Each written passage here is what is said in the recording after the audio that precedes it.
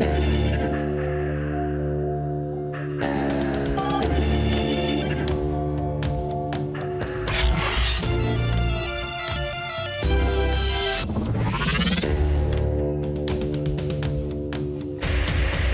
everyone, to Good Night and Good Game, your source for geek news for the week that was.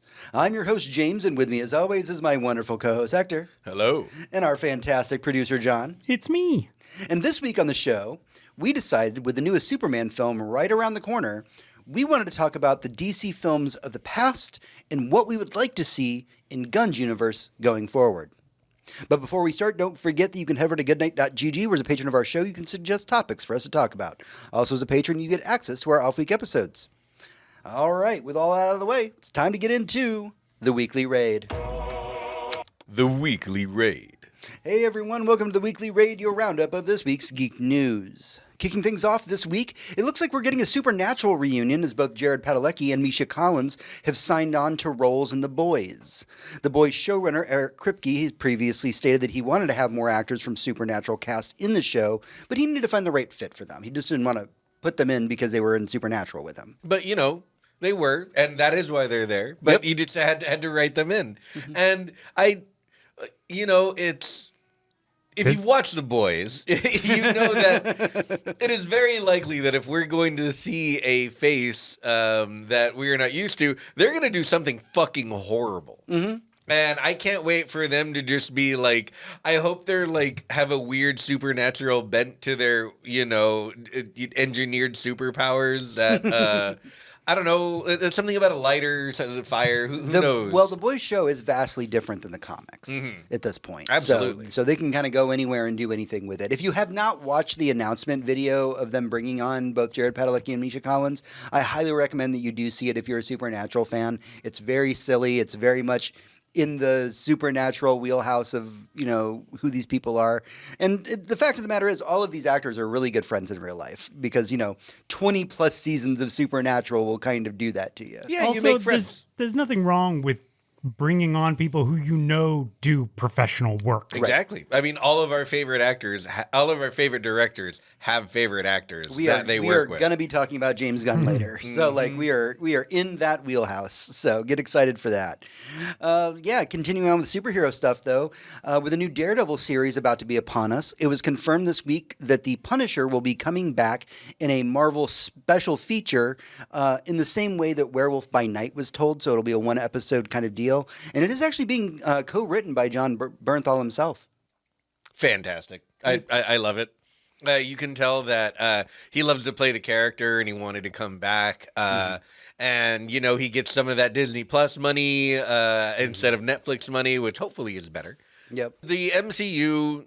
top to bottom is known for near perfect casting, and Bernthal is absolutely no exception. He might be one of the better cast people in the MCU. It's just such a perfect thing for him to be doing. So, I also think it's a smart decision, and I know some people might disagree with me, but I think it's a smart decision to do like the Punisher as like a one shot. Mm-hmm. He's a very complex character, and with the kind of the state of the world being what it is right now, I don't know if he's a good fit to do a long-term series with. Right. So one-offs like this, though, absolutely fantastic. Bring him back in. And if they're going to be bringing the Punisher back, like, Charlie Cox is probably going to make an appearance as Daredevil. The gang will get back together from what we can assume. I hope so, yeah. I will say, as somebody who has only ever seen him in The Bear, I was surprised to learn that he's the Punisher, because in The Bear, he's really so good Punisher. lovable. Like, he's such a great big brother in The Bear. He is such a good Punisher. Like, holy crap. Oh, man. I think the first time I ever noticed him as an actor was in the World War II movie Fury. I'd seen him a bunch before that, but he was just like the angry guy in the back. And in Fury, I was like, holy fuck, look at this guy. Look at this acting right here. Just incredible stuff. So, he is one of those actors I will watch in anything. Absolutely. Completely agree. Moving over to gaming, Konami has announced that they are going to be teaming back up with Bloomberg Team, creators of the Silent Hill 2 remake. It's going to be another project in the Silent Hill series. There are no further details at this time, I have some things that I would like them to do, but it's all speculation.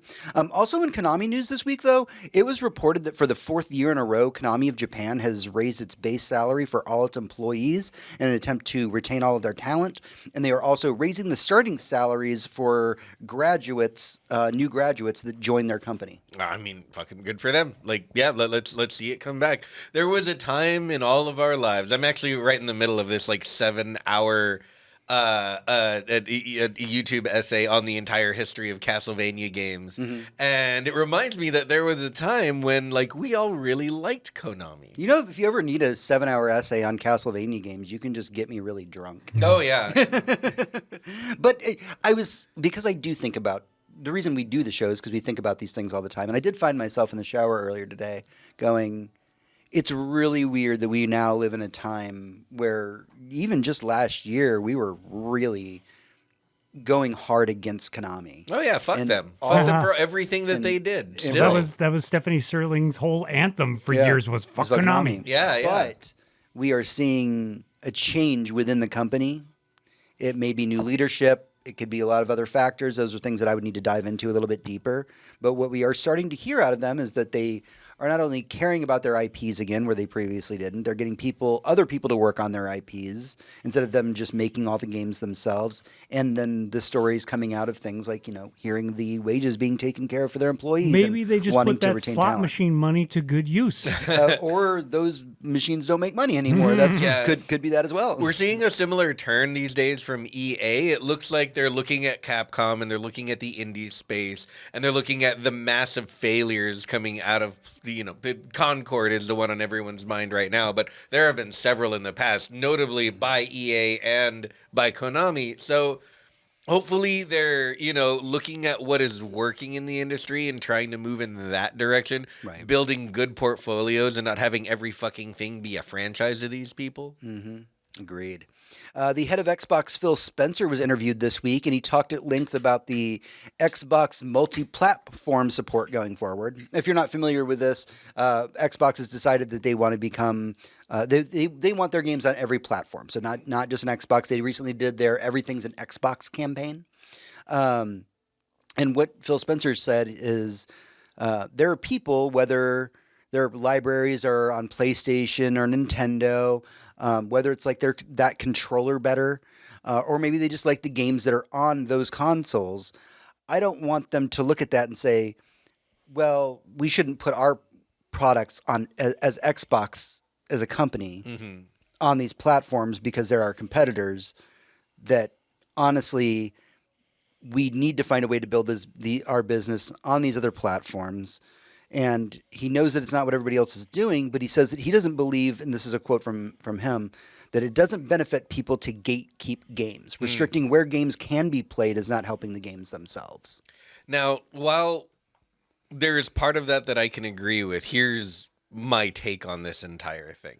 This is going to sound pretty ungenerous, but I didn't think he would be the guy. I didn't think Spencer would be the guy to do to Microsoft what happened to Sega. They're literally exiting the hardware race. They're getting out of the console game, and they're just going software. Just games. They're going to try and put them everywhere. They're going to try and make them everything.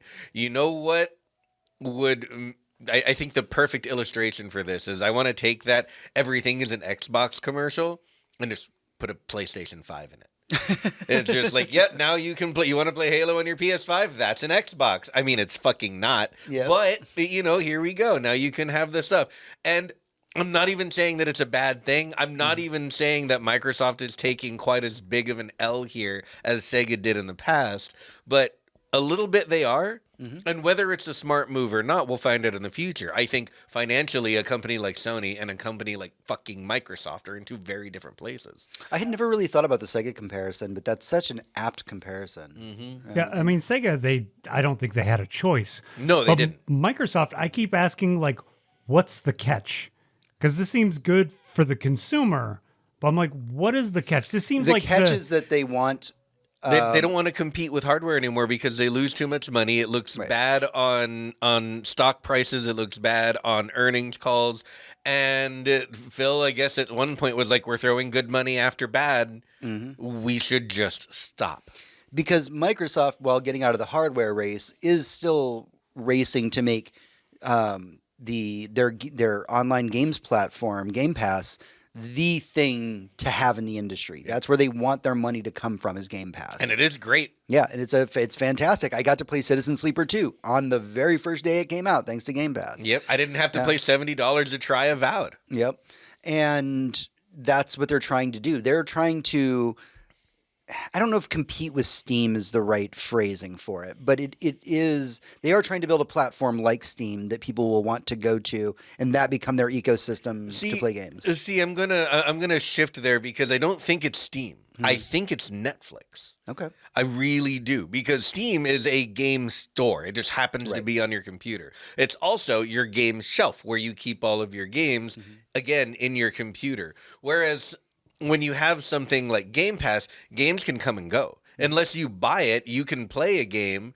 on Game Pass and you'll get a notification that says leaving soon, leaving in 30 days. Finish the game if you can. Or here's the purchase. Because you bought Game Pass, the game's 10% off if you want to buy it. Then you always have it. Yeah. But for now, we only have the license for so long. So fucking play it. See, I keep thinking of OpenAI. And all I can think with OpenAI is the moment everybody realizes it's just code based on stolen shit and anybody can just use that kind of code, it's worthless. Yep. I can't help but think, like, if you're basing your whole business model on software that can be distributed on any platform, any device, okay. Yeah.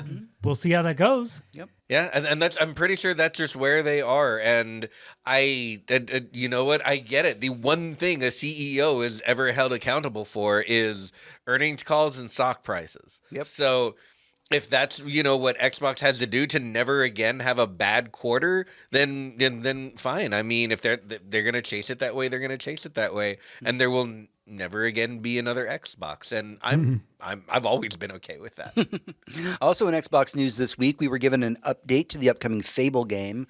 It's been teased for a few years now. We've seen a couple of trailers. But we now know that it's going to ship in 2026, which is a push back from the release this year that was previously given. The reason that they said was that they needed more time to make it a proper release, and that at this time when they actually showed any footage of the game, they said that it was in an alpha state. So it's probably a long ways away from being done. The trailer looked really cool. The thing that they showed it honestly looks good. The art style has changed to be more realistic on the AAA side. It's not cyberpunk or anything, but it does look like a cool game. It's got, cool looking werewolves, cool looking magic. And yeah, it does seem pretty alpha at this point. And never rush a game. Never rush a game. That's how games come out bad. So I'd say just let them cook, especially if now your entire business model is fucking software. Don't make bad software. You have one job. Redfall. Yeah. You have one fucking job. Don't make bad software. Well, and that being said, no game is going to be cyberpunk until you put a dick slider in it. So, True that. I mean, that is the most important factor that exists in cyberpunk. We all know that. It has nothing to do with Keanu Reeves or the amazing story or the sadness that is the Netflix series. It's that there's a dick slider. There's a dick slider. Very important. And if there's any game that could use a slider for stuff like that, it's Fable. The whole thing is like simulating your fantasy life. Very, very true. Warner Brothers made headlines this week after closing several of their game studios, including Monolith, who was working on the single-player Wonder Woman game. Quote, we have had to make some very difficult decisions to our structure, our development studios, and investments around building the best games possible with our key franchises, Harry Potter, Mortal Kombat, DC, and Game of Thrones. After careful consideration, we are closing 3 of our development studios, Monolith Productions, Player First Games, and Warner Brothers Games San Diego. This is a strategic change in direction and not a reflection of these teams or the talent that consists within them. The development of Monolith's Wonder Woman video game will not move forward. Oh, man. This one is going to take me a second here. So the first thing I want to talk about is multiverses, because those poor fucking developers. That game was released in beta, pulled off the market, retuned, released again, pulled off the market, again retuned, and then they came back and they said, here's a bunch of money. Let's get this going. We're going to make this game a real thing. And 6 months later, a bunch of CEOs said, now we don't like it. These people have been through the fucking ringer trying to make what is a very cool, very interesting Smash Brothers like. Yep. Like it's fun. With all the people from, the WB universe and all that stuff. And WB is like canceling that so that they can focus on like a Game of Thrones game. A mobile game. You know what's going to make a ton of money in the year of our fucking Lord 2025? Game of Thrones. like where are we here? But more I really want to pour one out for Monolith.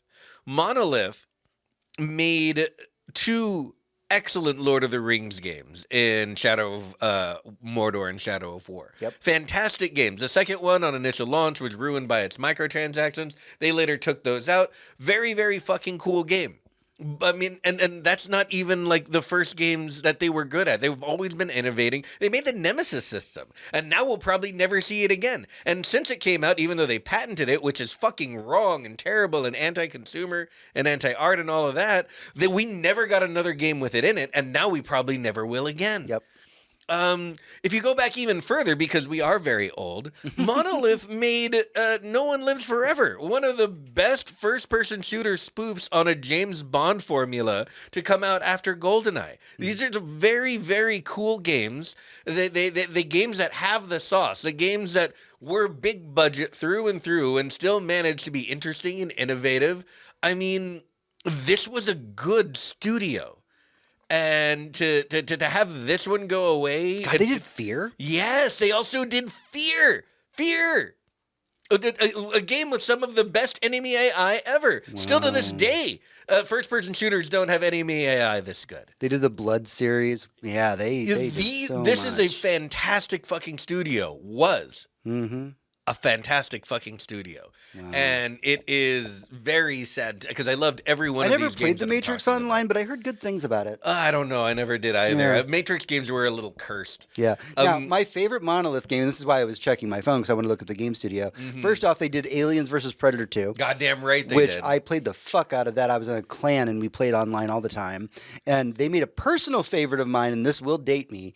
There is a game called Shogo Mobile Armor Division. Now, if you have never heard of Shogo and you're an old school 90s anime fan, you should look up the intro to this game on YouTube. This entire game was a game that is an anime but made by Americans, referencing every anime that was popular in the 90s, mostly Evangelion. Like in the opening credits of this game, the main character's narrating to you, and he talks about how there was this girl, and she was dating his brother, and then his brother died, and now he's dating her, and it literally ends with, "I get it, it's complicated," and like that's the dialogue for the game because that's the kind of anime shit that they put into it. Yeah, and it was just one of my favorite games because it had two modes. You could get in and out of your mech, and like no games did that. That's really neat. No games did that, and it's like it's a first-person, very fast-paced mech game. It's not a slow mech game, and then you have it's like Gundam style, like how fast it is. It was a PC game, 1996. I was a kid when I played it, but I was really into my anime phase, and it came out at the right time, and the whole thing is just a love letter to old school 90s anime. And yeah, when I heard Monolith, I was like, dang it, that's the Shogo guys, isn't it? Mm-hmm. Yeah, it's on Good Old Games, by the way. It is playable and is worth your time to pick it up and play it. Yep. I can say the same for Shadow of Mordor, Shadow of War. Those games are practically free. They're given out all the time. I think Twitch gave them away. Epic gave them away. GOG might have given them away. Mm-hmm. They made Condemned Criminal Origins, one of the most interesting games I played in the late aughts, like 08, 07, somewhere in there. Yeah. It was a first-person detective game mostly built around melee combat, which was such a stretch, but it was a horror game, and it was really good with the spooks. It was a spooker, like big time. So, yeah, man, like that is such a wonderful studio that made so many memorable wonderful games since I was a wee bitty baby. First off, it's a tragedy that Wonder Woman's not getting a game. Agreed. But second off, if you really want to be sad about it, if you look up Gail Simone's, she has an X thread. She may have posted it on Blue Sky as well, where she talks about the fact that she was heavily involved in the development of this game, and they were pretty far along, actually. Yeah, I believe it. So, like, one of the greatest comic minds of all time helping to work on this Wonder Woman game, and then it just gets yanked out from all of them. Like, that is a tragedy that it happened. Yeah. All right, from DC to Marvel, this week we heard about NetEase, creators of the wildly popular Marvel Rivals game, laying off many of their American divisions as part of a larger restructuring that they're doing across the company. NetEase told Bloomberg that many of these layoffs were due to projects having actually been wrapped up, and that many of the American division jobs were part of their support operations, not people that were directly developing Marvel Rivals. And the reason I specify this is that in the early days of this news breaking, there were a lot of tweets going around and posts on Blue Sky going around that were misreading the situation. They were like, oh, look at just another round of layoffs. While it is another round of layoffs, and that is never good. There is more to it than just them going, hey, we worked on Marvel Rivals. A lot of them were their support team. Yeah, and sometimes the jobs in this industry need to be temporary. In fact, I mean, developing a game from start to finish is a temporary job because one day it will come out. Now, that being said, not to give too much credit to NetEase, this is after Marvel Rivals topped over 40 million players and brought in over 11 billion after its release last year. So let's just Well, throw yeah, that yeah, not to fluffer their nutter too much, but I assume 10 billion of that is actually just people buying the Invisible Woman bondage skin. Oh hell yeah, absolutely, malice for life.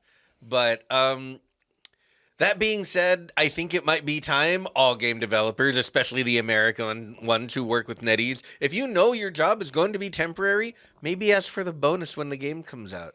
Maybe be like, hey, based on sales and expectations, I'm gonna buy a house.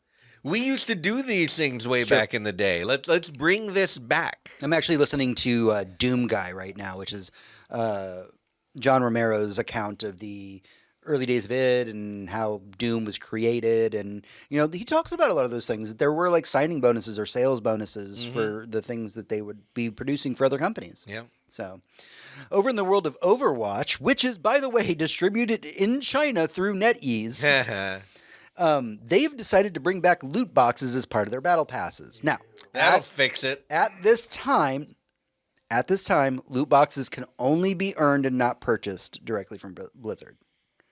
At this time. Just want to sit on that one for a second. Now, the reason I bring this up is while we don't play Overwatch anymore, I say sitting in an Overwatch chair. It's a $500 Overwatch chair, y'all. Yeah, gotta get some miles out of it. Gotta get some miles out of it.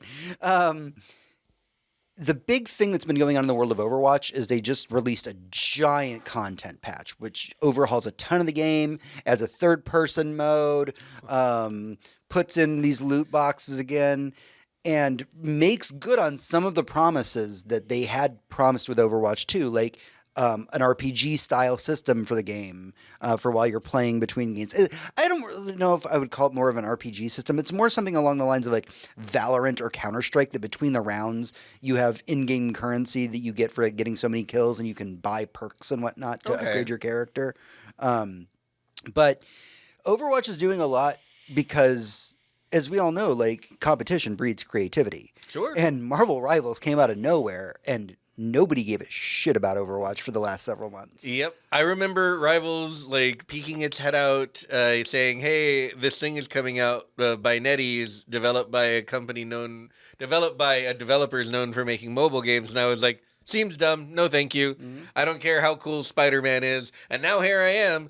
Logging on every night to support the homies with the Invisible Woman. And we got dailies to do, man. We do have dailies to do, and we got to get them in tonight because Monster Hunter comes out tomorrow. That is very true. Yeah, but I love this game very much, and it has given me a variety of play unequaled by Overwatch. You went from being my healer to now tanking with me, and that's weird. Yeah, no, they no matter what the class is, no matter what the character is, while I have some qualms with how a few of them perform, mostly based on lore, the rest of it is just infinitely fun. No matter what I'm doing, I can find a DPS that I really like to play. I can find a tank I really like to play. Yep. I have 3 or 4 healers I love playing, and I can rotate between them. I never feel stuck by any of the weekly goals or any of that, and I haven't spent a dime. I mean, it's it's pretty great stuff. I bought the first battle pass. Yeah, there That's what you I go. did. That's all I did. Yeah, and and through it you earned enough currency for the next battle pass. Yep. So I mean, yeah, here we are. It's a strange new world, and as far as Overwatch goes, since this is technically an Overwatch news segment and not a Rivals one, it's Blizzard. I mean, fucking burn it down. I don't care. There's nothing that Blizzard is making that will make me want to support Blizzard products anytime soon. And they are Microsoft products now, so Yeah. take it for what it is. We're almost through the news. We got a couple more things to talk about, but first up, Capcom is finally shutting down Resident Evil RE-verse, their live service hero shooter. And if you're saying to yourself, well, I don't think I've ever heard of this game. Well, at last count, there were about a handful of players, less than double digits, that were playing their live service Resident Evil game. Yeah, I mean, they tried. I mean, look, Capcom does all the right things with all of their games for the most part, and every once in a while, they're like, well, maybe we can set some money aside and chase a trend. What if we win the lottery? What if this is the one? What if this is our Fortnite? But they don't count on it. They don't bank on it. Right. They'll sit there and they'll make an incredible Devil May Cry game and completely reinvent Resident Evil over and over again to everyone's delight. And then, they'll throw out like hey, we have a live service Resident Evil. I know you guys like shooting. And then when no one likes it, they're like, it didn't cost us $400 million and we don't have to lay off half the company. And see, that's the thing of it. We didn't hear a single thing about anybody get laid off because of this being taken down. They have so many good projects going on that they can just take those developers and go like, hey, make this better. Yep. And it really is that simple. And yeah, man, Capcom, just keep on doing what you're doing. You're killing it. You're killing it. Maybe find a way to reinvent like Mega Man and make him super awesome and give me like a really fucking cool modern Mega Man game. That would be dope. There you go. Finally, this week, the former president of Sony Interactive Entertainment, Shuhei Yoshida, spoke about the closure of the PlayStation Japan studio, citing that during his time with the studio, they had produced many fantastic products, but the need for games to be AAA to keep the doors open ended up making it where the AA game market, and if you're unfamiliar with that term, it's a more budget-friendly game, not as grand as The Last of Us, right? Yeah, it's a $40 versus like a full price game, that sort of thing. But the need for AAA games to keep the doors open ended up making it where all the budget-friendly titles got pushed to the side, and they eventually just disappeared completely. So he said that they had producers that were talking about like wanting to pitch a sequel to Gravity Rush 2, and they pitched it all the time. Every single meeting, I got a sequel to Gravity Rush 2, let's do it. And basically it never got past the pitching phase because it was never seen as financially viable. So the art being told like, hey man, your art isn't worth the money. Yeah, and you know what? I get that games are expensive. There are ways to make them less expensive. It's not like Gravity Rush 1 or 2 was, blowing, anyone's PlayStation fans out. And what I'm saying is that, like, it's not like it had the best graphics in the world. It was just a really interesting game, gameplay-wise. And being one of those, it made my Vita run really warm, okay? Okay. but like being one of those Sony titles, like, it reminded me more of something like Patapon than it did of, The Last of Us. It's a really cool idea that someone wanted to make a game out of. And those are the things that it's good to take a chance on, even if you have to find a little studio to do it for less money. This is how we get games like It Takes Two. Yeah. You get a really good idea. That's a AA game? It's a AA game, and, people will go for it. And we have a game made by the same studio coming out within, like, a month. Yeah, we're both very excited for it. Very excited. So, I mean, Split Fiction. Yeah. And so, I mean, maybe take those chances. Financially viable should not always be your North Star when it comes to making entertainment or making art. Sometimes you make a thing and everyone realizes how amazing it was a few years later, and that is also good. And having those in your category are what makes people look at your company and say, oh, these guys are really forward thinking. I should invest. Absolutely Yeah, agree. it's like the 10, 20, $30 million movie, which only exists because of, I think, A24, maybe. Yeah. For now. Yeah, Neon, But maybe some Annapurna. Who knows? They might go the way of A24 canon. is going to make a Barney the Dinosaur movie. I mean, I really hope it's like a horror movie. God, me too. Yeah. All right, that's everything that we have for the weekly raid. But stick with us so we can get to our main topic in the boss room. This is a movie about dinosaurs eating children. Boss room. Hey everyone, welcome back to the show. It's time for the boss room. Sometimes related to the news, sometimes not. Wow, I am just off my game today. But this is the part of the show where we can dive deeper into our opinions on things like this week's topic, the past and future of DC films. So, with James Gunn taking over DC's film entertainment division, we have a new Superman movie right around the corner, and it looks unlike anything that we have seen before from the DC universe. So, before we talk about what we'd like to see from the new DCEU, let's talk a bit about what we loved about the last run of movies, and then talk about what we would like going forward. Yeah. Seems like a safe, fun topic. Nobody would disagree with us on the DC universe or get upset.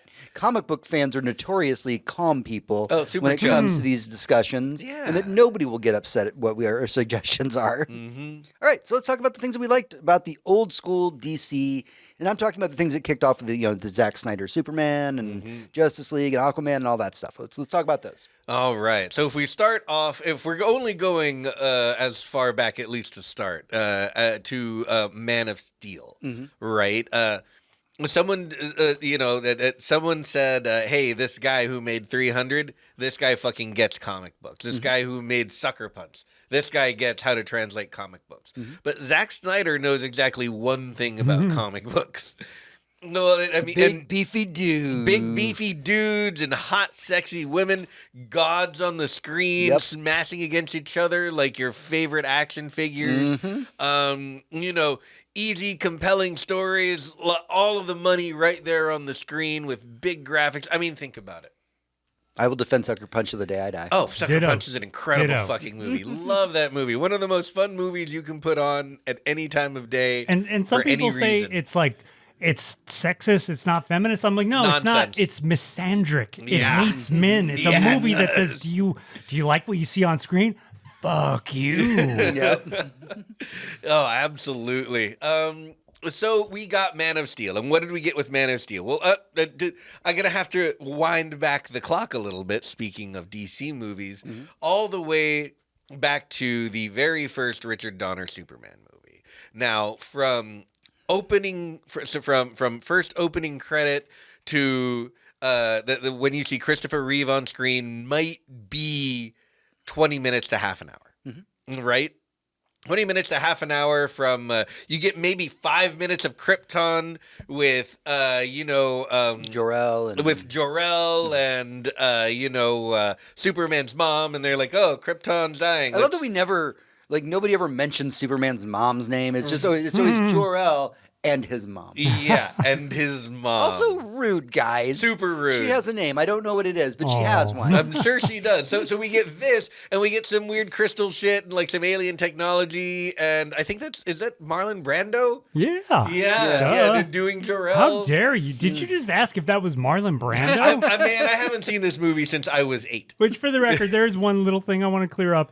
He never wanted to play the character as a suitcase. He was just being a smartass because that's what Marlon Brando did. Right. He's like, well, he's an alien, so I could just play it as a donut or a suitcase. And Richard Donner's like, no, we know exactly what this character looks like. We have, comic books for years dedicated to this character. He's like, oh, okay, I was wrong. I'm Marlon Brando. Fuck you. Yep. I love your Marlon Brando. Absolutely. So what I'm saying is, at the beginning of the movie, you got maybe 5 minutes of Krypton. They were like, it's gonna blow, send our son away, and then he goes, and then the Kents find him naked as a jaybird. A small. I don't know why there was baby penis in the first Superman movie. I don't remember that. Yeah, and then you get a little bit of growing up, a tiny bit of growing up. And boom, there you are. There he is, not auditioning, applying to work at the Daily Planet. Maybe half an hour. When we start Man of Steel, we get about 45 minutes of Krypton alone. We have Russell Crowe as Jor-El, who is some kind of mega super genius scientist who knows, everything about not only all of the technology of Krypton, but all of their cloning and everything else. And, he knows exactly why the planet's dying, and he tried to prevent it, and the evil bureaucratic council on Krypton, who are dressed like fucking like the worst kind of Star Trek movie villains. And they all get into spaceship penises? Yeah, they all get into spaceship penises and fly away while the planet is is erupting from inside because they mined the planet too deeply. And he flies big around. fracking metaphors. Yes, I shit you not. He spends like 20 of those first 45 minutes flying around on his pet giant fucking flying ant dragon thing. Oh, God, I forgot about that. I blocked that from my memory. Fighting people who are trying to arrest him and trying to send his son away, and they're going to kill him, and they're going to kill his child, and him and his wife, again, Superman's mom, are... trying to send away their son, and it takes so long. And it's neat. It's fucking anime, video games, and everything else. It's the biggest spectacle in the world. And then you end up on Earth, nearly an hour later. Mm-hmm. This is how Snyder tells stories. This is what brings us full circle back to the Snyderverse. We got so much visual, so much just like eye candy in your face that you're almost sick of it by the time the movie slows down for a little bit and lets you have a little bit of young, Superman, still the entire time played by our boy Calvary, just doing his best to be young and, not so young Superman the entire time. And instead of having a, interesting little plot with Lex he could have Luthor, saved his dad. Oh, yeah. He could have saved his dad. Yeah. He could have saved his dad. His dad wanted to go to the Field of Dreams. Yep. He didn't want to... He didn't want his son to reveal who he was, even though there was a fucking tornado coming. He could have just gone around to the back and no one see. He's very fast. He's very fast. There's a reason he races the Flash all the time. Yeah. I mean, he didn't, in fairness, he didn't even want him to save those kids in the bus. That's true. Maybe you should let him drown. Son, you can't do stuff like that. He's then like, his Dad, mom what is do you like, mean? you know what? Fuck them. You don't owe them anything. Fuck them kids. Fuck 'em. Fuck them John kids. and Kent. It is like the particular. picture of white privileged little kid upbringing. Fuck him, Kent. Yeah, this is the South. We don't save Yeah. people. Fuck 'em Kent Fuck is 'em. also the name of my first Superman poem. And instead of having, our first Superman movie, our first DC EU movie be like a grounded plot with a billionaire who has too much power and money, being upset by the fact that there is a Superman, running around, saving cats out of trees and stopping airplanes from crashing. Instead, we go straight to the plot of Superman 2, where a bunch of Kryptonians show up, try and terraform the planet with a city-sized fucking terraformer that starts reversing gravity in the center of Metropolis while With a beat. and while it's dropping a fucking techno beat. And they're all fighting, and they fight, and their laser eyes will just cut a skyscraper in half, and the whole thing will fall on thousands and thousands. It is 10 9/11s happening in Metropolis I'm right not there. laughing at you, by the way. I'm literally just And for the record, laughing, recounting. I think the greatest criticism or greatest response I've ever seen to that movie, and especially that moment, was actually a YouTuber, Steve Shives, who said, at this point, all I could think of is, I wish Superman was here. Oh, wait. Seriously, they are 9/11ing every skyscraper in Metropolis, and the big culmination of oh my God, Superman's gonna have to betray himself is he kills a Kryptonian. Yep. They literally, just by being there, killed half the city. Killed half the city. Yep. And the movie never pauses for a second. The movie takes all the way until Batman v Superman, and it's not even the movie that notices that everyone is dying. It's just Ben Affleck. Yep. Ben Affleck goes, holy fuck, this is terrible. I should try and save some people. And for the record, can I say, did anybody ever notice that in the trailer, he's like, do you bleed? You will. And in the actual movie, Ben Affleck does his little bitch Ben Affleck thing. He goes, you will. He cries because he loves to cry. Yeah. By the way, did you know Richard Roper has a book where he has an entire chapter called Ben Affleck is a little crybaby. Wow. True story. It sounds a lot like the thing where Ryan Gosling won't eat cereal. Yeah. But yeah, so this is what we got from the Snyderverse. And I will tell you, dear viewer, that I am not only I am a very much a Zack Snyder enjoyer. All of his movies. Really? I think his movies are shot so well, it hurts my brain. They're gorgeous on the screen. So, everything, beginning to end. Wait, you sat through Man of Steel and Batman v Superman more than once.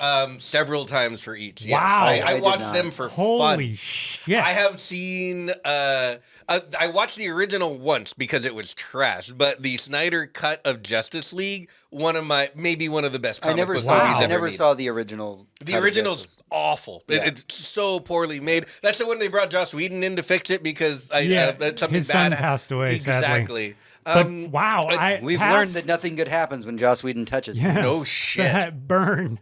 Past Sucker Punch, I've never watched any Zack Snyder movie more than once because it's like that Michael Bay insufferableness. I just can't do it. I can't. But that's the thing is to bring it back to Michael Bay for a second, but Michael Bay gets it the way that Zack Snyder does. And that he knows what a big budget popcorn movie should look like. Yep. And how it should act and He how it should knows sound. He knows what it should look like. Especially how it should sound. Yeah. Michael Bay gets it. Michael Bay's in on the joke. Oh, absolutely. He's constantly putting things in his movie to be like, aren't we all a bunch of dumbasses? I mean, I agree, which is why I think his only actual good movie is Pain and Gain, because it's a nihilist. God, Pain and Gain is an fuck incredible all movie. humanity. It's the only good movie he has ever made. Pain and Gain has one of the best inserts I've ever seen in my entire life. And it's just at one point in the movie where something truly fucking ridiculous is happening, the movie stops and goes to stills of what you're looking at, almost like photographs, and the words on the screen flash between the stills. This is still a real story. It's like, all of this shit actually happened. We are all trash. Hector, I want you to narrate every movie for me ever at this point. So that Michael Bay, again, yes, it's the exact same thing that Snyder does. Snyder knows exactly how these movies should look. And for the record, the opening scene for Wonder Woman in the Snyder cut of Justice League is the coolest Wonder Woman will ever look on screen. No one will ever beat that. I guarantee it right now. It's one of the coolest things I've ever seen. It's probably my favorite scene in the movie. And you can go back to old episodes of our podcast. Please do not do that. And when the Affleck announcement was made for him being Batman, I was one of the few defenders. I was like, no, man, Affleck can fucking do it. I bet you Affleck can be both Batman and Bruce Wayne. Yeah. I think very, very few actors can do both. And he could be the one. No, I agree. He could have been a great fucking Batman if he had a story or screenplay worth doing. Absolutely. Yeah. All of those things. And for the record, they wrote Batman real dirty in those movies. For the record, if you want to see a good popcorn movie, watch any Doug Liman movie ever made. Oh, He's the guy absolutely. who did Live, Die, Repeat, or Edge of Tomorrow. He did Mr. and Mrs. Smith. Like, those are good popcorn movies. You don't have to think too much, but they have plots that make sense, characters you can root for. Like, that is not... Michael Bay is a hardcore nihilist cynic, and so is Zack Snyder. They are hateful nihilists, you know? But I don't get it. I can't go through their movies again. They're just so much fucking fun, man. Like that's where I'm at. That's where I'm at. Okay, we got to bring this back to DC. Let's talk about it. So back to DC. And the thing is that Snyder was DC for so long. In fact, most of the projects that went outside of Snyder were poorly received. Even the ones that were good, like Aquaman. Except Wonder Woman. Wonder Woman. I thought Patty that Jenkins. was a solid movie. Yeah. The first one, absolutely. The second one, I don't know what the fuck happened. I didn't see the second one. I don't know how you can make a movie with Pedro Pascal and bore me to tears. God, right? Jesus Christ. And I can make Wonder Woman feel weak. I can watch that man take a nap. Yeah. Yeah, that make Wonder Woman feel weak and ineffective. The Amazons again, I'm going to keep rolling back to this, in the Snyder cut of Justice League look amazing. And in the entire second Wonder Woman movie, Wonder Woman feels like, but you fist fought Superman. Why are you having trouble catching this truck? It would have been funnier if you just said that she fizzed. I mean, a little bit, yeah. And now she's, having trouble fighting some insurgents, and there's plot reasons and everything else, but like, my God, the second movie, it just trashed. But I don't mean to focus on that because you're right. Patty Jenkins did the first movie, and the first movie was a very solid movie. Like, I gotta that be honest, movie a lot. that opening sequence where all the women line up and fight together against, the oncoming like warplanes or whatever. Oh, yeah. That made me Badass. tear up a little because I realized, sitting in a movie theater, I realized for the first time ever, this is a mainstream movie where just women are fighting alongside each other in a warlike setting ever. Yeah, Ever very in true. a mainstream movie. Very true. Ever. That got to me. Yeah. Yeah, no, I'm right there with you. Yeah, I loved it too. Again, like Aquaman, weirdly Aquaman 2 I liked better than the first one. The first one was a little weird. I don't know, and the second one was just more fun. It was willing to have more fun, even though the writing was much worse. The movie itself was more fun. But they were all very flashy. They tried to take the direction that Snyder gave them and make them big movies about gods doing godly things, and they never got to be human. Never ever got to be human. The most human we ever saw Superman be is he cares for Lois Lane. Yay. I mean, The bare minimum. the absolute bare minimum. I mean, not to mention that, again, he and the people from his planet did destroy half of Metropolis. And I'm talking like craters. Like, I don't know. There was something so hollow about these movies that made people notice that, I remember all of the talk when the second Avengers movie came out, and they're like, oh, they put in scenes where a shield shows up and tries to save all of the people dying because the superheroes are fighting, and that was a big deal. Why? Because we had just watched Superman slaughter half of the city he lives in. Yeah, that seemed to be the direction for a really long time. I did not it was always watch there. the Aquaman. Who played Aquaman? What's his name? Jason Momoa. Jason Jason Momoa. Was he good? The Is he good? Adonis. Yes. Jason Momoa is the type of guy, you know what comes off of the screen when you watch Jason Momoa? I want to go to the bar with this guy. Oh, absolutely. I want to throw axes with this Yeah. guy. Okay, I want so to go he's hunting charming. and swimming with this guy. He is I want charming. to go to a Hawaiian barbecue with that Hell man. yeah. I want him to drink me under the table, pick me up over his shoulder, and like lay me, Okay. But no, Momoa can get it. He's good. Okay. He was great, even in the last what was it? The last Fast and the Furious movie. He was so much fun in that. He was kind of doing a Joker thing. I don't know, but it was fun. It was really fun. Yeah. So there really is a lot to love about the DCEU as it pertained to the Snyderverse of it all. It sucked that the Flash got done really dirty. The end of the DCEU is the sad part. I think there was a lot of positives. I don't Flash want to movie, I get almost into the forgot about history of the Snyder Cut thing, but man, that's going to go down in weird nerd history books. Yeah, to be fair, that's way more of a Snyder thing than it ever was a DC thing. None of the other directors were like, well, could I just release the movie I wanted to make? They just took their money and they left. Right. But anytime Snyder makes a movie, he's like, sorry, guys, it's accidentally 4.5 hours long. And the studios are like, I cannot put this in theaters. And they hire someone else to edit it, and then it sucks. And then a year later, everyone demands the Snyder Cut. And he does it, and that movie makes sense. Whether you still like it or you still don't, some of them will convert you. Some of them are like, it's just more of the thing I didn't like. But the movie now makes sense, scene to scene, shot to shot. It flows where before it didn't. Can we clear up the myth that there was never a Snyder Cut until he went back and did reshoots and spent hundreds of millions of dollars? Oh, you're talking about Justice League specifically? Yes, specifically Yeah, Justice League. absolutely. There was he no Snyder filmed Cut. all of it, but he never edited it. No, he literally But he came had to go out. back and refilm a lot of stuff. No, yeah, he literally came out and said when people were like, there should be a Snyder Cut of this sucked, he said, it's not real. It doesn't exist. But then he there took was a lot pictures of like the cans and like, no, it exists. I'm like, Well, no, that was the joke, is that he was making it. okay. He finally got enough attention during COVID when no one was working, and he's like, we can get this done. I'm working on it.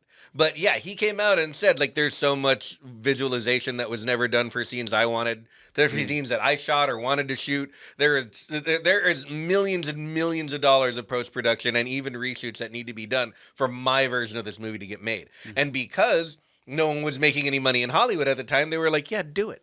And can I say, I'm disappointed that we've gotten this far into the conversation and nobody has mentioned one of the greatest movies ever made. Who Framed Roger Rabbit? How dare you? Although that was a fantastic movie. You're not wrong. No, Batman, 1989. Okay, Tim so Burton's we were Batman. specifically not going back that far because We're not going I would back that far? No, we are, but we were starting with Snyder. But like, I could talk to you all day. I actually did a few months ago talk about how I went back to rewatch this movie. And this movie makes no fucking sense. No, it's Nothing ridiculous. about that movie makes sense. That movie is like, I get that it was designed to sell toys and stuff like that, but they could have at least made The first some one of wasn't, it make though. sense. The first one wasn't designed to sell toys. The second one was. No, I think flip that, reverse it, because Really? the second one they actually had to cancel like the penguin toy and that shit. is Oh yeah, true. because it was super scary. Yeah. So we have the Snyderverse. We've gotten through the Snyderverse. We had the Flash, which was a fucking hot mess. Oh god, the Flash is truly cynical, just terrible, Just God. absolutely atrocious. We got a really good movie, in my opinion, with the Blue Beetle. Oh yeah, I love Jaime the Blue is Beetle. such That a was great. such a fucking cool character. It was so I much loved fun. Blue Beetle. We found the guys who saw it. Yeah, For the and record. we are the two that watched it. It was us. Yeah, we went to the theater. You're welcome, we loved Hollywood. It. Yeah. Now we are transitioning from the Snyder era, which is dark and gritty and very like, the world is bad. And honestly, like the 9/11 reference kind of is very much Snyder's thing, right? Like everything's a fucking 9/11 with these gods around and gods in the capital G of it all, right? The pantheon of DC. Now we are entering an era where we have James Gunn and look, for better, like not for nothing, y'all, but Superman's a hard character to write. He is not impossible the way that a lot of people think. He can be very easily humanized. And there's so many great Superman trades I could recommend, but I'm not going to do right now. But what I will say is when James Gunn said, hey, look, All-Star Superman's my jumping off point for how I'm going to write this character going forward, that said a lot. Because All-Star Superman is considered one of the most perfect Superman stories to ever exist, and one of the most human Superman stories to ever exist. James Gunn said, okay, look, here's the deal. You guys know the story of Superman. We're not going to bother with that. We're going to jump into the DC universe, starting with Superman, where everyone is established. All we have seen so far is the trailer for Superman, and what that trailer has shown us is a Superman that already exists, not particularly liked by the public. We've seen other superheroes such as Guy Gardner. We've seen Hawk Girl. That We've seen poor dog. We've seen Crypto, That Mr. poor dog. Terrific. Mr. Terrific. Yeah. Like, this is James Gunn's wheelhouse, right? Like, if you have ever watched a Guardians alone, but if you've ever watched a James Gunn movie or production, if you've watched Peacemaker, you know the big heart of the stories that he likes to write are about family. Whether that be found family, chosen family. I mean, these are things that like what it's like to be an outsider. And I can see a world in which he gets to write this outsider Superman that isn't beloved by everybody, that has to deal with these really bizarre threats, and honestly isn't as immortal as other people make Superman out to be. Because Superman does have a lot of weaknesses. Oh, sure. Absolutely. Especially in a world full of established characters and not just Lex Luthor found some kryptonite somewhere. But in a world where, you have things like Hawk Girl, you have magic that Superman is weak to, things like that. My big thing about James Gunn is James Gunn has the ability to make me cry about the fate of a robot programmed to kill Nazis. If anyone hasn't watched Monster Squad, you need to get on that shit. Fucking, Creature Commandos. Creature Commandos. Oh my God. G.I. Robot is by far one of the greatest characters put to screen recently, and good God. There is so much going on, again, in this little found family of misfits.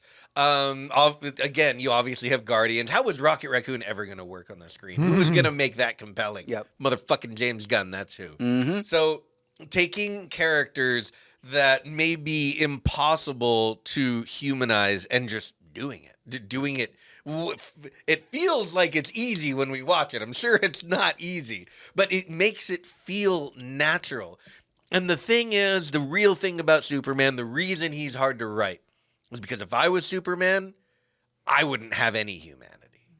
I would get things done that I wanted to change if I cared about humanity, and I would do it in really inhumane ways. Yep. Well, because I can, and shit needs to change now, This so is why people you are stop not getting Superman. hurt. This is why I'm not Superman. And even if you were a good person Not as that Superman Superman, was chosen or anything. He's just an alien. like even if you were a good person, that'd be very difficult to write. Like he's a challenge. It's what I'm always saying that it's like writing a Star Trek Next Gen script. It's like, wait a minute, so everybody's smart, they get along, and they're all like competent in their jobs. How the fuck do you want me to write this? Yeah, or I mean, just we were talking earlier about the Punisher and how it's better that it's a one-off rather than a series, because with the state of the world right now, and because Disney is Disney, you don't want to write a long series about the Punisher because it will probably end up being pretty toothless, and it'll be toothless because the Punisher, the actual Punisher, Would be doing some shit right now, would be terrorizing this country right now. Many a police officer would be dead right now.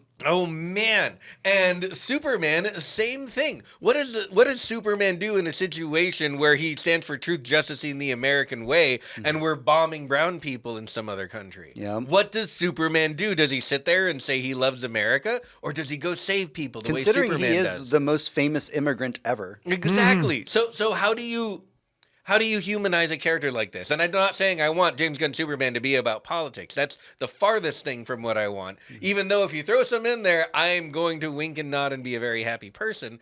I just think that James Gunn's ability to humanize characters is what we're all here for. He made the villain of, like, just a tiny bit of backstory. Suicide Squad comes out, the one with Will Smith. By God, does it stink. It stinks bad. It stinks like fucking Limburger and Jockstrap. Worst fucking movie. Just horrible movie. Edited to death, makes no sense. We keep exactly one thing from that movie. The one thing that everyone loved, Margot Robbie's Harley Quinn. Fantastic character. That's not going anywhere. We're going to keep that around. That being said, we then had James Gunn come back to make not Suicide Squad Part 2, but just fucking Suicide Squad. We straight up did it over. He kept the characters that he wanted, and he torched the rest of them, and he gave us a villain as part of the Suicide Squad in the Peacemaker. It became the villain of the movie, became like an entire character that was like, oh man, I fucking hate this guy. Fuck this guy. And then he made a TV show about the character that made us love him. Mm-hmm. That's how good James Gunn is at this. So if anyone can take a character like Superman and make you think maybe he is doing the right thing. Maybe it's obviously not easy, and obviously he doesn't have it all figured out, but I can fucking root for this guy. Like that's, again, it's hard, but here we are. He has a nearly perfect track record of this stuff. So I'm here. He made a Christmas special that I watch every Christmas out of the Guardians of the Galaxy B-side. So it's fantastic. My big question for the panel then is, off the top of your head right now, just reflexively, what do you want out of James Gunn's DC universe if he was listening right now? What would you say that you want out of it? Oh, man.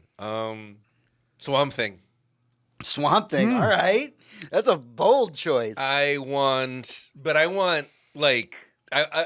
we get Swamp Thing, I want Swamp Thing with teeth. That's the same thing that I always... You want a Swamp Thing that hangs out with Constantine. Yeah, I want a Swamp Thing the same way that I wanted Aquaman to be like, what is all this trash? And he just sends the waves to throw all of our ships and our plastic and everything just right onto shore, ruin every coastline on Earth, and say, fuck you humans, stop trashing the ocean. I want that, but for Swamp Thing. I want Swamp Thing to start fucking destroying things and saying, stop fucking pouring poison into the dirt, you assholes. That's what I want. I know what I want, and it's almost indescribable, but everybody recognizes it.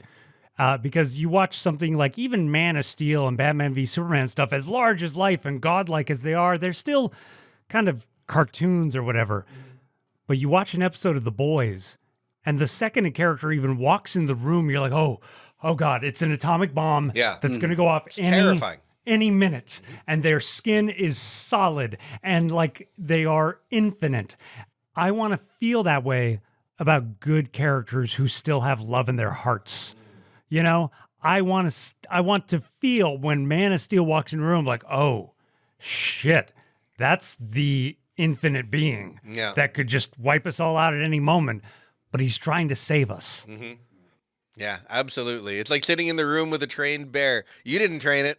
Right. Yeah, like I don't know how they shoot the boys or do the boys in such a way that you feel that all-powerfulness more than any other movie or film I've ever seen. Yeah, there's a pressure to it. It's almost claustrophobic. It's like the room isn't big enough for them. It's like going from reading, comic books or a graphic novel and then opening Alex Ross. You're like, oh, this is what they look like.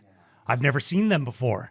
I think for me, to answer the question, what do I want out of James Gunn's DC universe? It's simple but complicated because we just got through the era of these gods with the Snyderverse. And we know, in fact, the tagline for the first phase of the DC universe is called Gods and Monsters.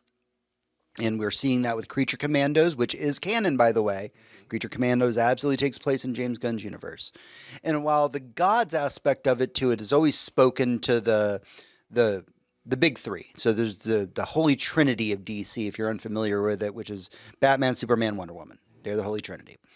And I think the most important things that James Gunn can do going forward as we push into the DC universe is we take these gods and we humanize them. With the gods humanized, we get to explore more of who they are on a personal level and have less reverence for them as divine beings, but more care for them as individuals. And I'm not saying that I need a 2-hour movie of Clark Kent taking Lois Lane to the coffee shop and them hanging out and talking. But if anybody can humanize these gods, it is Gunn. And so I want to look to these gods the way that I want to look to them as a reflection of us. There was something really sincere about the way that the CW handled all the big names. Then I mean, Superman is included in that. The Green Arrow, the Flash, all of them were so human, and they had the benefit of having these long form series that they could tell these stories. But I'm telling you right now, like 3 seasons of the Flash did what Gunn can do in one Guardians movie. Mm-hmm. Absolutely. That humanity needs to be there. The fear needs to be there, but the humanity needs to be there. And honestly, and this is just, personal for me, give me another superhero that makes me cry. I want it. Now, I say this as somebody who, because of very personal reasons in my life, at the end of Guardians 2 with the Yondu scene, I about lost my shit because it reminded me of my dad. And I want to feel that with these DC characters because it's easier to root for a god that I feel like I'm an extension of than one that seems unobtainable. James, how are you going to root for them if they don't all have their own origin story? You're barely going to know them. It's very true. But here's the thing. Gunn has said, you guys know the origin of the big ones, so we don't need to cover that anymore. We don't need a Superman origin story. If we do, it's going to be covered in like 5 minutes max. Yeah. Done. I mean, people have been complaining that we've seen the origin story for Batman like 17 times on film in the last like 15 years. Whereas I would love for you to get into the origin story of Mr. Terrific because I know him, but I don't think I really know his origin story because I wasn't a big DC reader growing up. So give me their backstories as a reflection of our main characters who are people like Superman. Get to explore those things. Tell me about who they are. Because if James Gunn loves anything, it's C and D list characters. Oh, yeah. Which is what I loved growing up. All of my favorite Marvel characters when I was a kid was never Spider-Man. It wasn't Captain America. It was Moon Knight. But that's the beauty, though. Even if you were a Spider-Man kid, as I was, it always made you feel like you were rooting for the underdog. Like, like he's just this kid trying to make it through life, you know? And so you always felt like, oh, man, nobody understands him like I do. Yeah, no, I totally get that. And that was something that Stanley, with Jack Kirby and all of the other amazing creators at Marvel, made Spider-Man so accessible. But I think that level of accessibility is what James Gunn needs to bring to the screen, because it's been kind of a failing of what's been going on in Marvel. And this is a side topic I do not want to get into right now. We will discuss that at a later time. But there's a lot of the stuff that's been going on at Marvel where the characters feel less accessible than they used to. Rumors are saying that the new Daredevil does feel very accessible and that we were getting back to that more intimate type of storytelling. And I want that for the DC universe. I want that for James Gunn's DC universe. I want to have that intimacy and getting to know these characters on a very personal level. And I want to see their struggles. There's a really great shot in the James Gunn trailer for Superman where he's walking through a crowd of people. And in the Zack Snyder version of that, almost exact same scene, everybody's touching him and wanting to touch this God and be a part of his life. It's literally a scene from you know, the Nazarene, you know, where everyone stretches out their hands to Jesus. Right. Because you know, they all worship him and love him because they read the script. But in James Gunn's version of this almost exact same scene that we see in that trailer, people are throwing cans at his head, right? People are yelling at him. They are angry at him. That is the thing that I'm the most excited for, because, man, he's going to humanize. I believe in my heart he's going to humanize Superman in a very good way. Agreed. Okay. That is everything we have for the boss room. This has been a great conversation, but the show is not over yet. Stick with us. We're going to get into our final segment in the epilogue. Epilogue. Hey, everyone. Welcome back.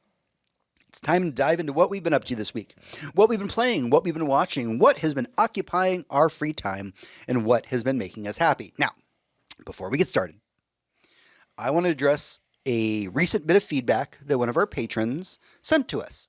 So one of our patrons, Keith, sent us a very, very long message that I cannot possibly go over every bit of it for this, but I'll give you some basic context for it. Keith wrote into us and said that during our recent coverage of the Sony State of Play, we sounded very dismissive of the upcoming WWE 25 game because we chose to focus on what appeared to be a huge monetization model for the game and not on the action of the game itself. He went on to say that he believes that the modern wrestling games can almost go toe-to-toe with some of the best fighting games out there engine-wise, and that they are more than just things you drop a lot of money into. So, just to quickly cover this, because we have a lot of stuff to get into to wrap up the show, I just want to say thank you for writing into us and opening up this dialogue to have. On my end, on a personal note, I am the one who writes the scripts for the show, and I go based on what things I can scrape up from the multiple sources, and also, specifically in this case, the trailer itself. And I agree with you. I have not touched a WWE game since like the PlayStation 1. So I cannot speak directly to how much the combat has improved or been refined. All I can do is go based off of my first impression. So when I wrote the script for that episode, I was going based on the first impression the trailer gave me. And sadly, with the live service model being kind of all the rage these days, I looked at that trailer that seemed to care more about the island where you can buy things rather than focusing on the action itself. And so I just wanted to give a little clarification there. It wasn't that we weren't trying to not do our due diligence for it, but the trailer itself is very based around here's an island where you can buy things for your wrestler. And without more information being given to us, which we usually get in little press packets that are emailed to us, it just came off as this looks like another giant monetization model. And that's why we were so dismissive of it as we were. I will try and be more mindful going forward, but I do appreciate you writing in and having this discourse because it does need to be have. Okay, let's get into what we've been up to. John, is there anything you can possibly talk about that isn't spoiler filled? Yeah, you haven't finished Severance yet, so we're not good friends again yet. One thing, very random, I don't know who out there has experienced this. It is a comic book. It's kind of a graphic novel. It's called Paper Girls, and it's like I guess it's an Amazon original. Jesus, I didn't know that already. Fuck. It's one of those things where if I told you what it was, if I told you the plot, if I told you elements in the plot, you would say, "Oh, that's Stranger Things bullshit bait for kids or for, people our age but who are dumb." And reading it though, it's so well written. So what's the basic premise of it? God, Without spoiling it. It's so convoluted. There's like time travel, aliens, pterodactyls. Like it sounds dumb to tell you all the things that are in it because it's ridiculous. These girls go out to deliver their papers early in the morning and they're tough girls. They fought for their routes. They're the first girls to actually do papering, in the wee hours of the morning. And all of a sudden, like people are going missing. People are getting stolen and they don't realize quite what's happening and they think it's aliens, they think it's monsters, they think it's demons, and people are going crazy and it's just all this chaos that's happening, and some people are like coming down and they're mutated and they're like, "I'm here to save you," and they're like, "Whoa, you don't look like somebody who would save me." But then again, this clean-cut guy in a spacesuit looks even scarier, so fuck him. And it's one of those things, like, it's so ridiculous and dumb, but to read it, it's so well written, so well paced, and I've just been thoroughly enjoying that. Also, I have been playing Borderlands. It's just a small thing here. I've mentioned to you guys that I think Borderlands 3 has too many weapons. I am literally at the point where I am auto-selling anything below a blue, like a blue and below. Anything blue and below just gets sold. And in my mind, that's a problem. But I went and I posted on Reddit's Borderlands forum or whatever. I'm like, is this bad design? Is this a problem? And everybody there was like, no. Just, you don't have to pick up every gun. It's fine that there's trash loot. Like that's part of the they were defending the what is it called when a rat gets feedback? Like conditioning and like Skinner Like boxes. Chat's even saying right now, that's the allure of Borderlands, dude. Like that loot is the whole premise. Right, but it's like trash loot. No, let me get to your point. This is the same issue. Is at some point Borderlands was Borderlands, and every gun you found was like, oh, this might be interesting, and it might not be, and then it became Diablo, where when certain things fall on the ground, you fucking leave them there because that's trash.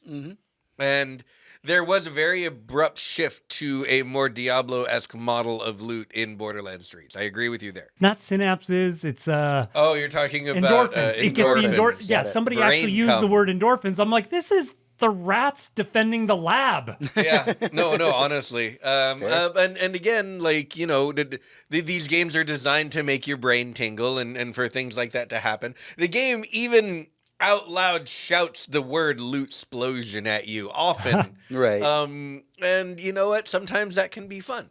It really depends on what you're going for. I mean, I'm still playing, I'm still enjoying, but all the guns are just worthless at this point, and I'm only halfway through, I think. Well, good luck on that. Hector, what are you up to this week? Oh, man, so much. I am, and it's been a long time, probably since, like, early pandemic, like, March of 2020. I used to keep track and watch all of the good shows on television, at least the ones that were really good for me, and I would keep up with them week to week. I'd watch them when they came out. I was excited for them. Something happened to my brain during the pandemic, and all I watched is YouTube for like 4 years. I just couldn't get into entertainment. Maybe I couldn't allow myself to have that much fun anymore, with everything going on, or some other weird quirk of the way that we punish ourselves for no reason. But anyway, I'm happy to announce that I am currently watching 4 different shows that are airing week to week because I love them. Invincible, which is we had a new episode today. It has been fucking fantastic. Harley Quinn had a new episode today. If you are not watching Harley Quinn, you are doing yourself a disservice. I gotta get on that. You should be watching the Harley Quinn show. It's oh my god, it's funny in the way that animated shows are not even allowed to be funny anymore. That's all that matters. It's funny in the way Archer was funny when it started. It's funny in the way that Venture Brothers is funny. It's just so. Early Rick and Morty, even though I hate to make that comparison, it's funny in all of the best ways. It catches you off guard. It can be challenging, but it's also interesting and it makes a lot of sense. Watch it. And the Valentine's Day episode with Bane is just perfection. My lust will never be sated. That's such a good Bane impression. It's so good. But next one, obviously, we won't be talking about it because while my host here has seen the James first is not season, our friend. he has not started the second season. He will when it finishes in about a month or so. So you'll be hearing about it soon enough. But we are watching Severance, and my God, if you're not watching Severance, I don't know what you're doing. How do we even talk? And the last one, which we finished the most current season here, we wrapped it up last night, was Shoresy. Shoresy. And my God, was this current season just... How that show is so fucking good. We just started Shoresy. Oh yeah, and so you're in for a ride. Again, we won't be. We will keep all the TV talk completely spoiler free. But my God, what a great show! And you take everything that was Letterkenny and just continue improving on it all the way through 6 more seasons of a whole different show based on the worst character from the first show. Character. It's How Peacemaker did they do that? all over again. Right. There's also a couple video games. I'll only mention one because I have to, even though I can't tell you about it. It's called 1,000 Times Resist. I've compared it to a lot of things. It's not an action game in any way. A little bit. It's a little bit like walking through a museum. But what it really is, what it really, really is, and I can't really tell you anything about the plot because it wouldn't make any sense to you. I can't tell you what happens because, again, it would seem strange. A lot like what John was talking about earlier. What I can tell you is it is practice. It is good practice, dear listener, for resisting fascism. That is what this game is. 1,000 Times Resist. How to recognize it, how to know if you're in it, how to know if you're agreeing with it, even when you don't mean to, how to know if you're complying with it, even if you don't mean to. This is one of the most interesting and coolest games I've ever played. It is an indie. It is relatively very inexpensive, and it will blow your mind chapter to chapter, episode to episode, hair to hair, sphere to square. It's on my wish list. You should play this game. You should play this game. It's so fucked up. It's so fucked up, but it's so good, and I've loved every moment that I've spent with it. 1,000 Times Resist. I can't recommend it enough. It was some people's game of the year from 24, and it might be the best game I play this year. We'll see. Monster Hunter comes out tomorrow. But yeah, there goes 1,000 our Times life. Resist. Put it on your fucking list. Play it. All right. What have I been up to? We are at the point of the show. You'll notice a theme. I'm not going to spoil the things that I've been doing. A lot of them are very spoiler heavy. So I finally broke down and watched Severance Season 1 because all of my friends have been telling me for ages, you need to watch this show. I did. I watched the first season. I loved it. I can't talk about it. Very good. 2 thumbs up. I finally started Fargo, the first season of Fargo. Again, highly recommended to me. I've been deep in my David Lynch movie watching phase right now. And Fargo Season 1 scratched that itch a little bit. I'm actually about to start Season 2 while I wait for Severance Season 2 to wrap up. Yes. Fantastic. Why are you waiting for Severance Season 2 to wrap Because I up? binge things. You've got to sit down and watch the whole thing. I watched all of Severance in like a day and a half. I will okay? say, I told you guys this, but I want to tell the public, I was done dirty by my wife because she sat me down. She's like, Severance 2 is on Apple now. I'm like, oh shit. We sat down and we started watching it, and the first episode finished, and she's like, what do you want to do now? I'm like, watch the next episode. She's like, oh, it's not on for a week. What? Yeah, What? no. Why would you do this to me? I can't. I don't want to be like you. That's what it breaks down to. What else have I been doing? All right, so those are great TV shows that I've been watching. I've been watching Harley Quinn. I've been watching Invincible. All good stuff. Animation, man, love it. I've mentioned a couple of times that this year my theme for gaming is indie games. So mostly I will be playing indie games this year. I got to finish a game that I've been working on for a while, which Hector bought me actually, which is Killer Frequency.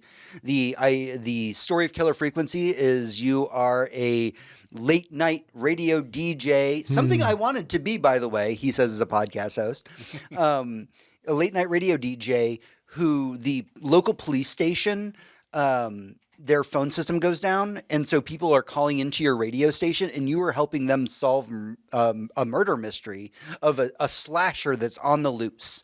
It's all very like 80s synth wave. It's very like low tech. It was so good. Killer Frequency, highly rate. Please do watch Killer Frequency. Or do play Killer Frequency. It's a lot of fun if you like a murder mystery, if you like a good puzzle game. Like literally most of the game takes place just inside your DJ booth. And you have like a map of the city on the wall. And while people are calling in, you're like trying to help people escape and like live. And you never get to see a visual representation of them. You only hear their voices. You also hear when they die. I only lost 2 people on my first run. Which is pretty impressive, I gotta say, because there's a lot of people in that game, and I saved a lot of lives. Another game I need to highly recommend, but I can't tell you anything about it. I will say, if you like horror, and you want to play a good horror game that will take you about 2 hours, play The Cabin Factory. You can look a trailer up online. The only thing I can tell you about The Cabin Factory is it's an indie title where your job is to go into a aperture science style area.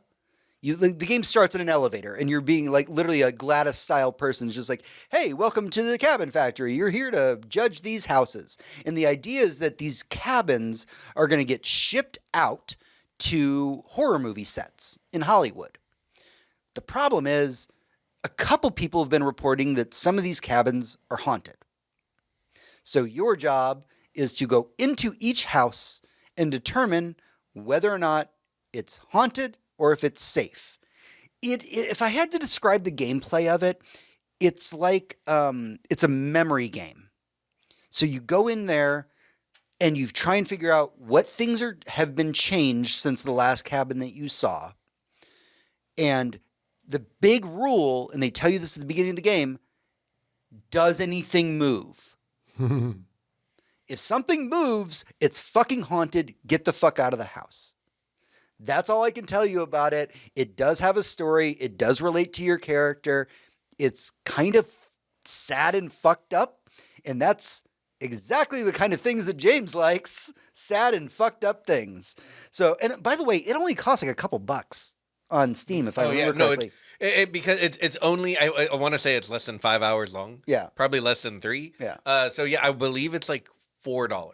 Yeah. Like $3.99. I'm not even kidding. $2.99. It is very inexpensive. Very Going inexpensive. on the wish list. Absolutely worth your time. And the last thing I've been playing, we don't even need to talk about it. We've been playing it for weeks. Marvel Rivals, baby. Yeah, we just got the thing. We got the Human Torch. What's Marvel Rivals? Your thing has been thinging, my friend. Yeah, here's the thing right yes, here. We are having a good time with Marvel Rivals, which is great because as soon as we wake up tomorrow, we're starting Monster Hunter. Mm-hmm. And as you are about to start a new job, we're going to spend our entire weekend just playing Monster Hunter. Just Monster Hunter. I will take breaks to pee and eat, and then it will be Monster Hunter. So Exactly. you guys are looking forward to Monster Hunter? Oh, yeah. Somewhat. Huh? Somewhat.